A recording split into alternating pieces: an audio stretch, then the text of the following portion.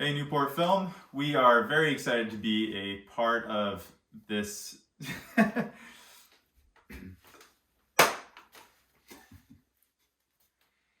Newport Film. We are incredibly excited to be programmed among so many amazing films this year. And we are really thankful that you're tuning into our film, Havana Libre. I'm Corey McLean, the director.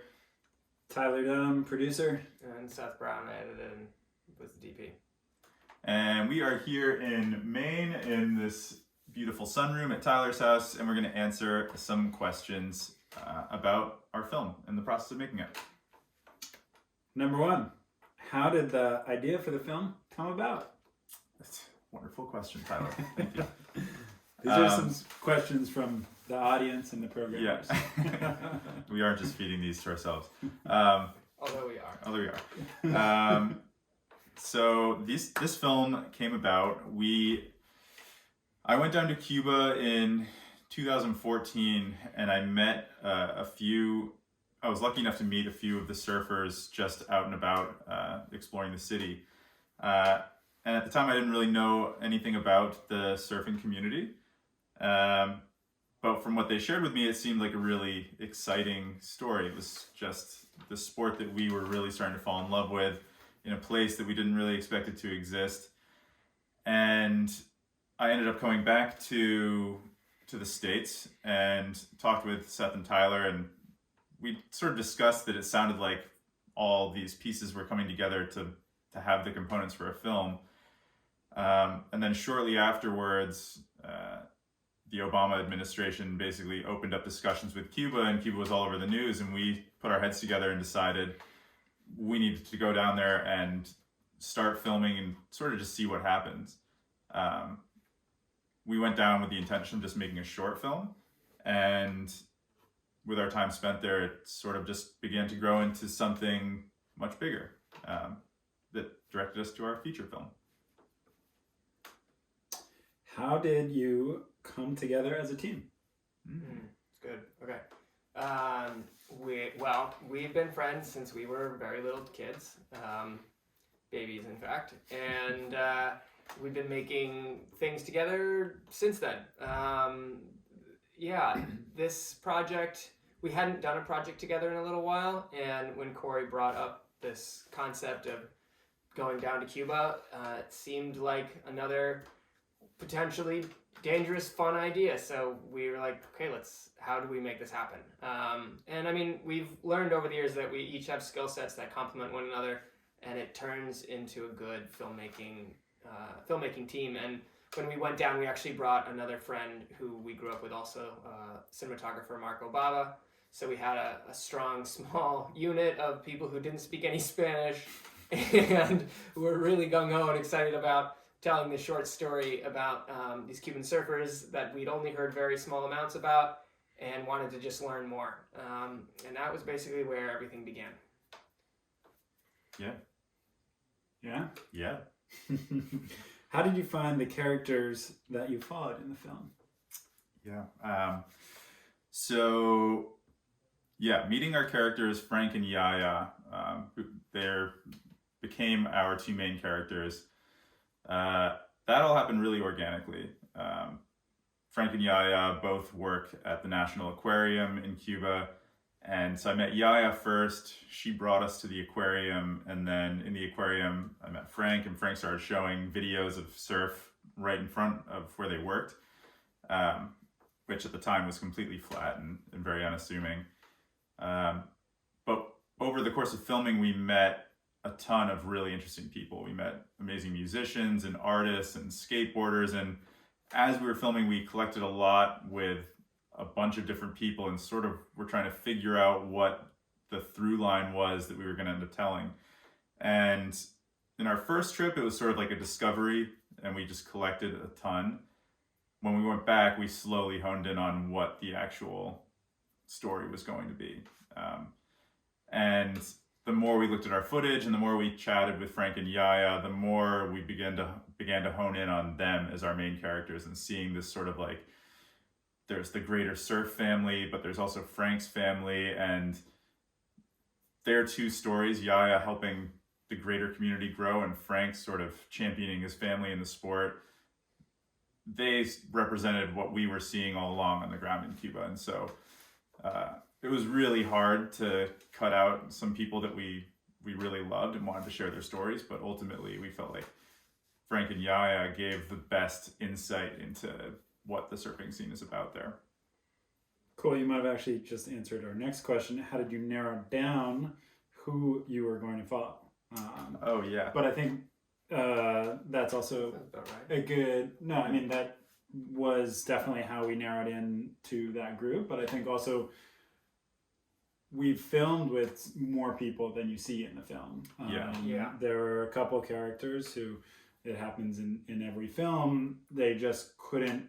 They have their own incredible story, and there just wasn't... We couldn't find a way to integrate them, giving them the sort of time in the story that they need to develop into a significant character, and also allow Frank and Yaya to develop on their own with enough time and with enough attention to really like have a viewer relate with them emotionally and through their story.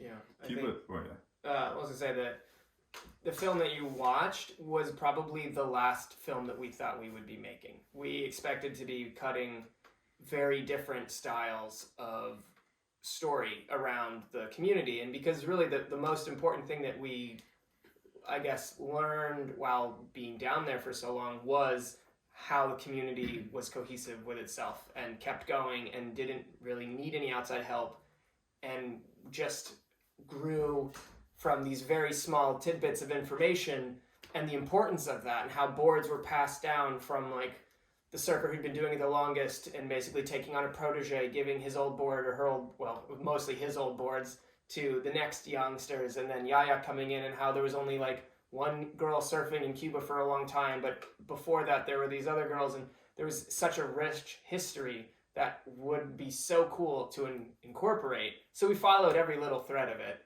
And then eventually started watching cut after cut. We made 9 iterations of this cut, and about at cut maybe 4, we were like, oh, we're gonna have to not show everybody.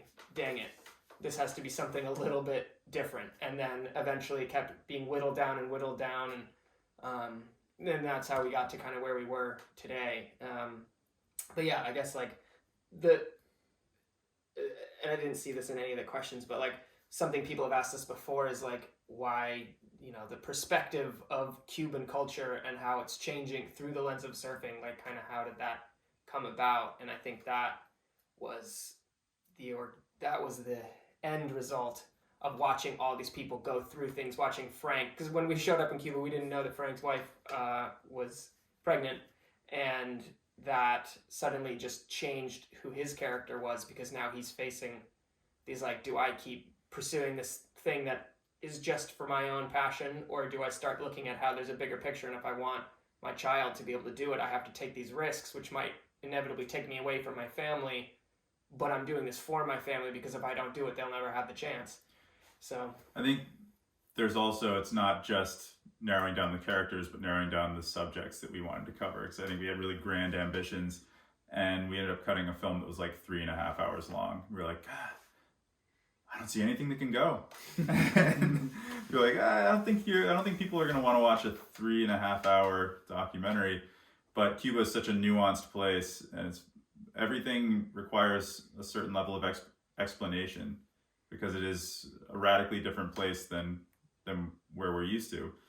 And I think we were very interested in trying to explain every element of that and follow every character and tell this really broad, all-encompassing story. And it was really hard to figure out what we needed to let go to allow the human element to shine through. And ultimately, I think we're really happy with where it ended up. yeah. I'm just going to make sure we're recording. Oh, that's a good call. We're recording. Wow. Nice. Okay, what challenges were there to filming in Cuba? Many challenges. Well, the first biggest challenge was time. We basically just moved down there. But to do so, we got some very special film permits that we figured out how to get because lots of film crews were going down there. So it was actually easier than we initially anticipated to get like legal approval to do that. And then we wanted to just keep staying there, but we couldn't because of sort of visas. So we had to figure out how to make the most of our time, knowing that it would be limited, and eventually figuring that out. But then that's caused other issues like running out of money. Tyler came and saved us because one of our producers' cards, or our Italian producer's card, got canceled, so we couldn't get money, and we owed a lot of people money and couldn't eat, and there's problems when you don't have money. So we had to sort that out on the fly, all sorts of things, but at least that was memorable for me. What do you guys think? Yeah, I mean, I would say in general, and this was especially pertinent to our first trip to Cuba, which is Seth and Corey went down for with Marco for the better part of 3 months, and were just living with Frank and really immersing themselves in Cuba, learning Spanish, trying to get into the Cuban rhythm. And in general, it's just really challenging to get into that. If you go to Cuba as a tourist, and are there for a week or whatever, like there's not, I think you might have an experience similar to traveling in a lot of places, but to actually live there, and to get food from local markets and needing to exchange money and to hire people and that sort of thing, it gets a lot more complicated. There's just shortages pretty much everywhere you look, and just finding your own comfort, let alone making a film, is more complicated. And so, yeah, I think, we improved as that went, but I would say just generally living in Cuba was the most complicated part, rather than making a film there. Yeah, filming was not too difficult. We knew that we needed to kind of keep a low profile the whole time, and so we were pretty discreet. We didn't have big, cumbersome setups, but resources are hard. Like, if you lose a battery or break something, or, we had a camera that just stopped working halfway through the trip, and we're just stuck there knowing that we have months left, but with one less camera to shoot with.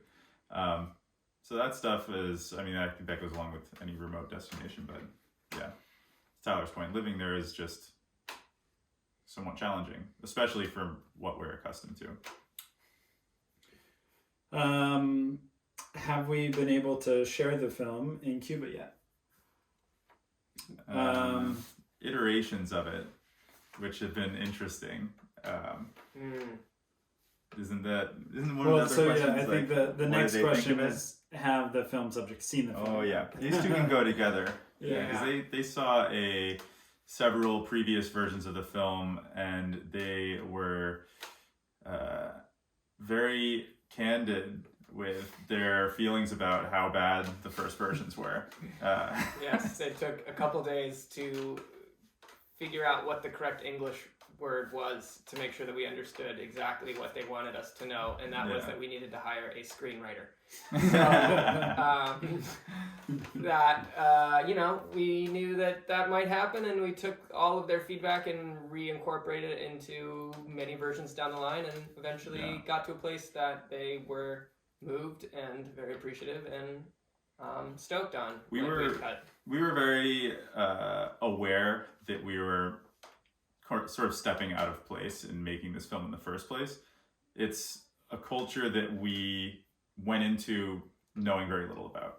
We had sort of superficial knowledge, but to make an authentic story, the more the whole story began to pan out and we knew that we were going to make a feature film and not just a short, we really took it upon ourselves to dive into understanding the culture to the best of our ability. And we began to consult a lot of other people who are Cuban and just simply know better than we do to help advise us where we're stepping wrong, where we're in the right direction. And in that, we consulted a lot with our subjects as well. And we showed them all of the different iterations of the film as we were making it, got their feedback, even if it was bad, but took it on board and really used that to make future versions. And so the final version that we ended up playing, our subjects were really, really thrilled with, which for us was, I think, the biggest success. I think Yaya said, I don't know if there was, some bizarre translation, but she said her heart exploded like a confetti bomb, which I think is a good thing. The rest of the context made it seem good. So I think that was, we felt really happy with that, and we're happy with the film and really happy that they are too. And to the first question, we haven't showed it publicly in Cuba yet. We've shared it in the surf community a little bit, but are really looking forward to that as soon as Cuba opens up. With COVID and the political confrontations there recently, it's really challenging to go to Cuba right now, let alone have a screening there. But yeah, it's definitely something that we aim to do and are looking forward to. Do we have any updates on any of the subjects in the film? And maybe a related question, how has COVID impacted the subjects of the film? No, this makes things complicated. As some of you may have seen recently, there have been crackdowns by the government against protesting, and not really our place to make too many comments on what exactly is going on. I think this is a thing where you should do research and see what's being said. There's many things on all sides, so this is kind of a do your own research thing, and that's the best place to point. But COVID has made things extremely challenging, running out of supplies, running out of medicine, no food. The government has made some new monetary policy decisions, which made it even harder for people to access things. That's what kind of led to the protests. There hasn't really been connections to internet lately for people in Cuba, but we've still managed to get in touch with Frank and Yaya and other friends down there. So people are surviving, they're doing okay. But as of right now, there's no really light at the end of the tunnel. Things have been very challenging for our subjects and for most Cubans throughout the pandemic, and especially recently. And then on the subject of our film with surfing, that has been its whole own other thing. Surfing was made a recreational activity, but it's still being cracked down on because it's not officially a sport. So surfing is struggling to progress, which doesn't help our subjects have less stress.